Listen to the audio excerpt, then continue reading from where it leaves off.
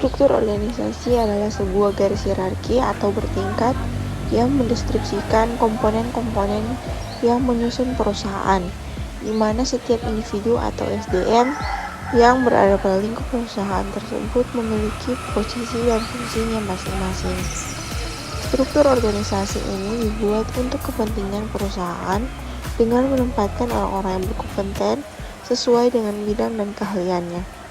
Bagi HRD, dengan adanya struktur organisasi, kita juga bisa mengetahui peran dan tanggung jawab karyawan-karyawannya. Organisasi sendiri adalah sebuah sistem di mana pekerjaan dibagi dan diserahkan kepada sekelompok orang yang bekerja sama demi tercapainya tujuan organisasi. 4. Manfaat struktur organisasi perusahaan. Yang pertama, komunikasi lebih baik. Kedua, meningkatkan efisiensi operasional. Ketiga, mengurangi konflik karyawan. Keempat, meningkatkan kinerja karyawan. 7. Langkah merancang struktur organisasi.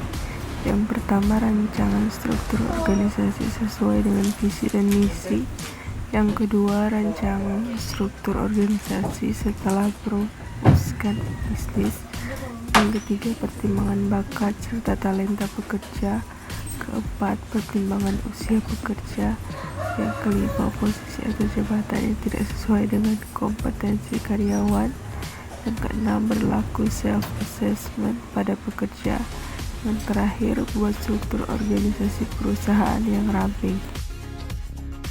Contoh struktur fungsional merupakan struktur organisasi yang paling umum digunakan oleh suatu organisasi. Pembagian kerja dalam bentuk suatu struktur organisasi fungsional ini dilakukan berdasarkan fungsi manajemennya seperti keuangan, produksi, pemasaran, dan sumber daya manusia.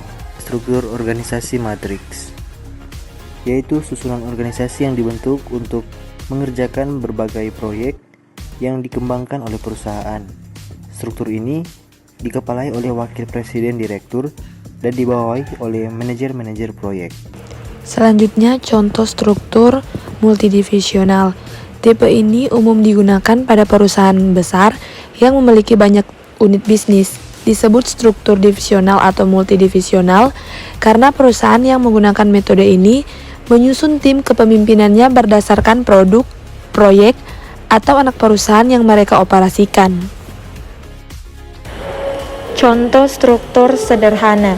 Struktur sederhana adalah sebuah struktur yang dicirikan dengan kadar departementalisasi yang rendah, rentang kendali yang lapang, wewenang yang terpusat pada seseorang saja, dan sedikit formalisasi. Inilah contoh struktur sederhana, yaitu ada pengelola, manajer 1, manajer 2, manajer 3, dan manajer 4. Dan yang terakhir yaitu diagnosa organisasi. Diagnosa adalah proses memahami bagaimana organisasi saat ini berfungsi dan menyediakan informasi yang diperlukan untuk merancang perubahan. Diagnosa organisasi atau DO merupakan proses kolaborasi antara anggota organisasi dan stakeholder untuk mengumpulkan informasi terkait, menganalisis, dan menarik kesimpulan untuk perencanaan aksi dan intervensi, penyelesaian masalah kegiatan, pelayanan instansi.